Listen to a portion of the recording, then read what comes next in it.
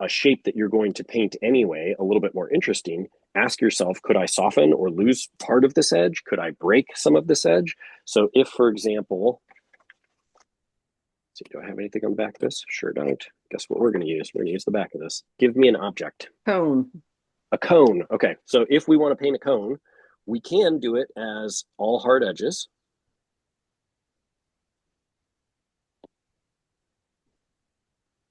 Right? So I'm using the tip of my brush and I'm making sure that every one of these edges is hard. So here is a cone that's painted all with hard edges. Okay. I'm going to do my best on a broken edge cone. So do that. There's a nice broken edge cone. And then we'll do a soft edge cone. I'm going to start with my shape. I'm not worried too much about the edges though, because I know I'm going to try to lose them. I'm going to go in with water and soften all of those.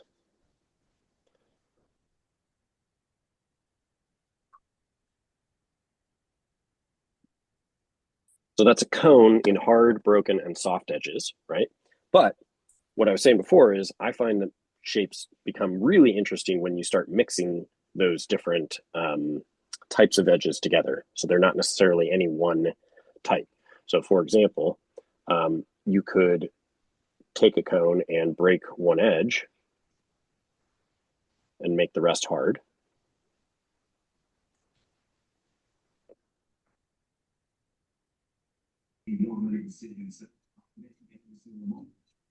But here's a cone that's got one edge that's kind of broken and two edges that are hard. Or like I showed on the other side, right? You can soften an edge and lose some of it. Right? So here's a cone that's got a hard edge, a broken edge, and a soft edge. Even within a given edge, you can use different types. So let's say I've mostly got, let's say, mostly hard edges on my cone here that I'm painting.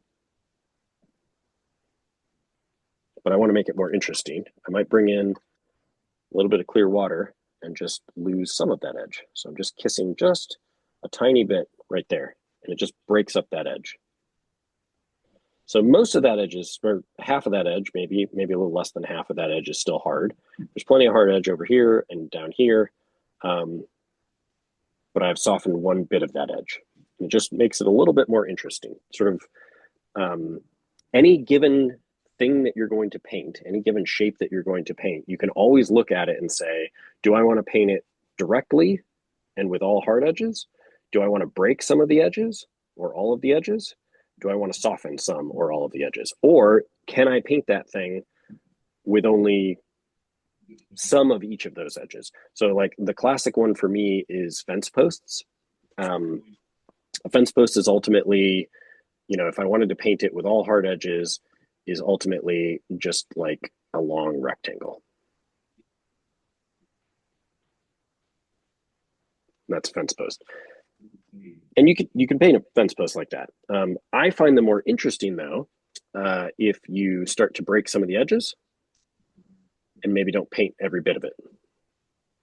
To me, that's a more interesting fence post. They both read as fence posts.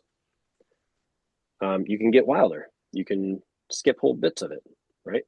And let the breakage of the brush do the work for you to suggest that there's a fence post there. You could take water and remove definition from bits and pieces of the fence post, right? And that's going to make it so that that fence post is more interesting to look at. So any given thing that you want to paint, there's sort of an infinite number of ways that you can remix these three different edges to paint that object. And we're gonna look at water here in just a second, but anytime I'm looking at a shape that I want to paint, I'm always asking myself, where could I break an edge? Where could I lose an edge? Where can I make that more interesting? And I don't have to talk about this totally theoretically. I have an example. So one of the pieces that I have in that show right now is a much bigger version of this painting. But if you look at this painting, it's actually got a fair number of these different examples that you can see.